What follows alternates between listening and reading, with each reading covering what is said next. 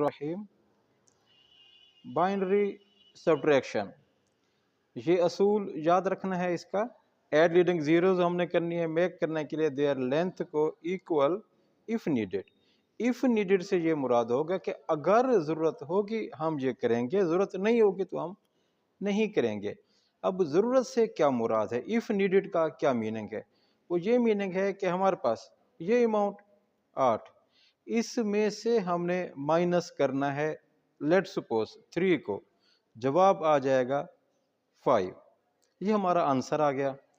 अब ये डेसिमल के हिसाब से बना हुआ है, इसी को हम बेस बना के आगे अटेम्प्ट करते हैं, बाइनरी में आ जाएगा।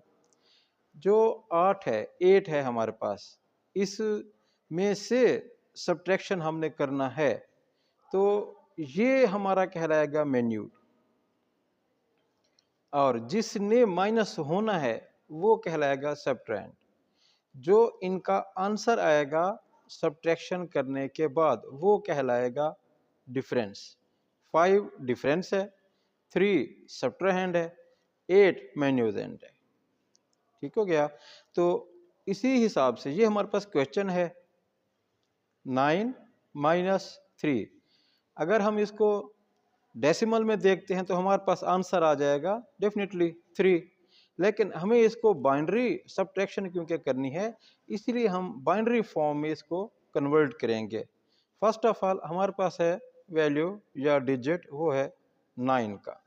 9 डेफिनेटली हमने लिखना नहीं है, बाइनरी में हम काम कर रहे हैं, तो हम इसको कर देंगे एलसीएम 2। 4 2 8, 1 2 2 4, 0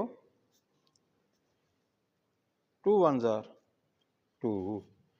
इट मीन्स कि जो 9 है ये इक्वल है 1 0 0 एंड 1।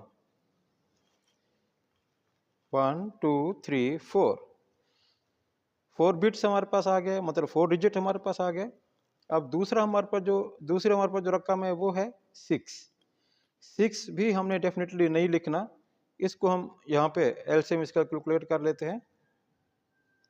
2 3 2 6, 0 अगेन 2 2 1 2 1।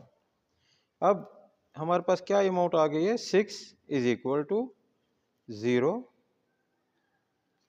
1 1।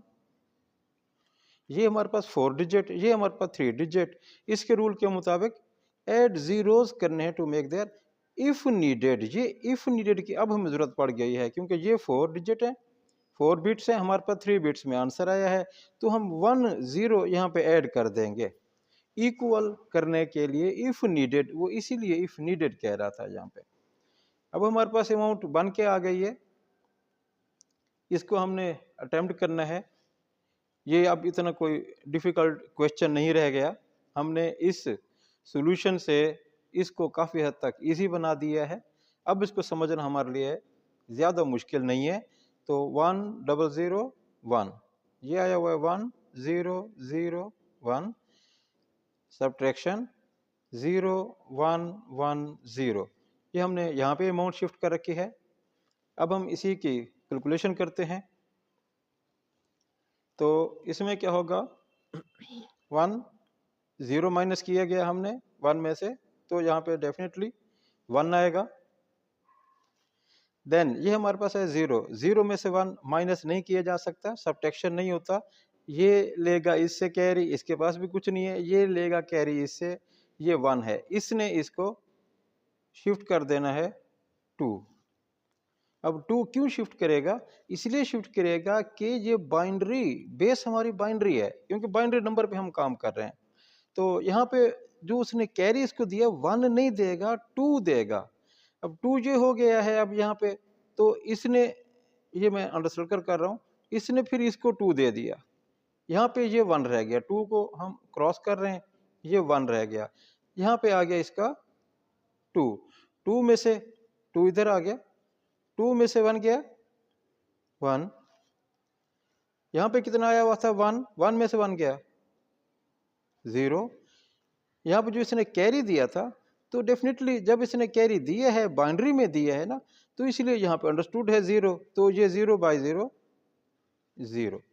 ये हमारा आंसर आया है 0011 बेस 2।